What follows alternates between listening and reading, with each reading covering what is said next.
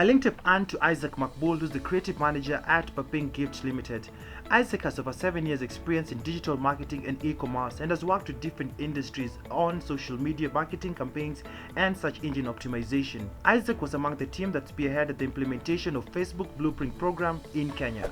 Hi Makbul. Hi, how are you? I'm fine, thank you. So my name is Anne. I run a gift business, just like you guys, but a bit younger. It's called Gift by B-Box. So I'm here today to learn from you. Okay. Yeah. When did you guys start? Popping started some years ago, like 2013, by two co-founders who had a passion for gifting and a passion for, bringing smiles to other people. Yeah. So it started when they were in campus.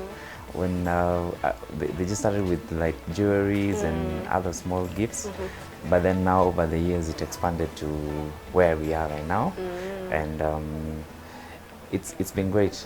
How big is your team? Like how many employees do you have? We have a team of around 20 employees. Wow. Yeah.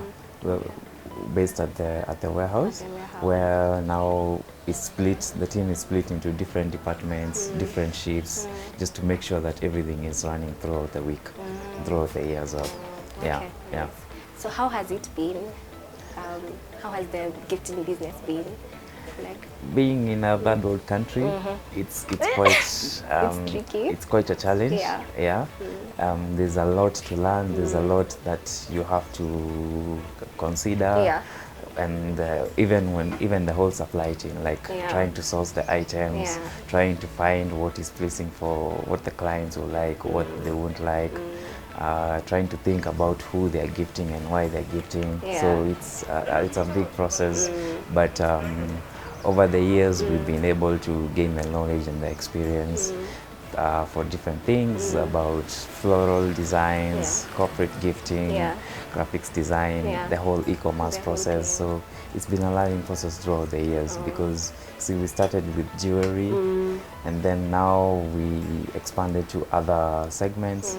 And so as we are adding, we're also learning and improving and seeing how to make the customers happy. What is the most memorable experience you've had? Like maybe an order you were processing and maybe something went wrong and you had to manage the disaster. Have you ever had an experience like that? Yeah. We've had we have them. It's inevitable. Yeah. You can't. When something goes wrong, it goes wrong. Yeah. So you have to salvage. And for us, we are always flexible and ready to make the customer happy. So whatever happens, we have to make sure we go the extra mile. Be it a single client or be it a corporate client. Like we have to make sure that the timelines are met, because when you're trying to get something outsourced, especially when you're dealing with the local market and trying to get supplies from the local market, you find that sometimes local suppliers, they might be willing, but they might be short of what they promised. So you have to really step up and be like, okay, so what do we do? Maybe it was an order for flowers for a peak day and you're trying to get maybe 5,000 stems, but then 2 days before the peak day, the supplier is like, oh, by the way, we don't have that type, we have this different. So you have to now think like, okay, we already have the orders, so what do we do? What are the options? What other options do we have? So it's quite tricky. You find yourself scratching yourself. Sometimes sweating. Sweating. Sometimes it might be packaging. You find a client, you find a supplier promised X numbers of packaging boxes, but then they're like, after some time they're like, oh, by the way, we can't actually meet your timelines. And so what do you do? So they're always one of those. So you have to make sure that whatever is happening, like it doesn't affect the client. You have to make sure you sort it before it reaches the client. Because the client expects, there's a certain level of expectation the client has. So you have to make sure that you keep it no matter what. Let me ask you, with this COVID, COVID, since it hit last year, how has it been for you guys, and how are you able to stay afloat and keep things running?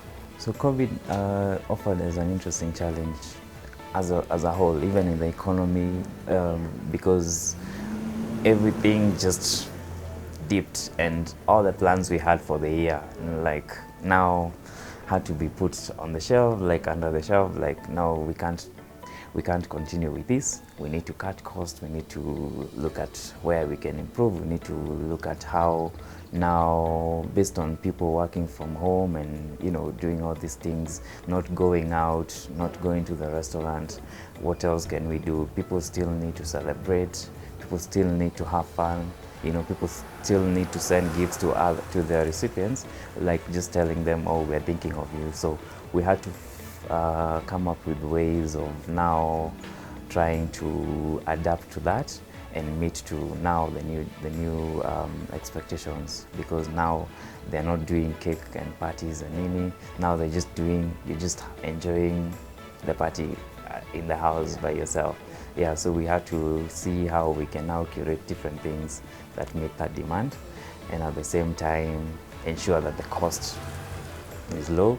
We had to look now for importing was an issue, so we had to now look for local artisanal producers and see how we can empower them and now give them a chance to also make something during the pandemic. What are some of the lessons you've learned over time in general in business? In business, Yeah. You'll find that everyone will have their own opinion Yeah. about what you're doing, Yeah. and especially when you're starting, Yeah. like saying, oh, this can't work, Yeah. this can't do this, so it's not going to work, you're Yeah. going to fail, Yeah. who are you targeting, Yeah. you know, this is not a business that you can make money out Yeah. of, you Yeah. know, why can't you start a bookshop or a chemist? Or, Yeah, I you know. I had understand? all those things as well. Right? Yeah. Yeah, so it's quite of a challenge, because it's an interesting industry, especially in a third world country, Yeah. where Kenyans are not really into gifting. It's not in the culture as much. Yes, Yeah. yes, and we don't even spend a lot on flowers and everything. Yeah. So you're coming in, as you're trying to make your money, you're also trying to educate them about the importance of gifting. So you just have to put your head high and make sure that if you're into it, just go with it, Yeah. and with time, Yeah. you'll succeed. Yeah, it takes a lot of years, a lot of learning, a lot of challenges, a lot of failures and everything. And also failure is also a big part, where you're like, am I going to succeed? Yeah. Am I going to fail? Yeah. If you're trying to introduce something, you're like, okay, is it going to work? Is it Is this going to something? sell? Yeah. But as long as you have the vision and you know where you're going, they will come. Okay. Yeah. Nice. Right. Okay. So what words of advice would you give someone like me who is fairly new in the business, in terms of capital, growing my business? Yeah.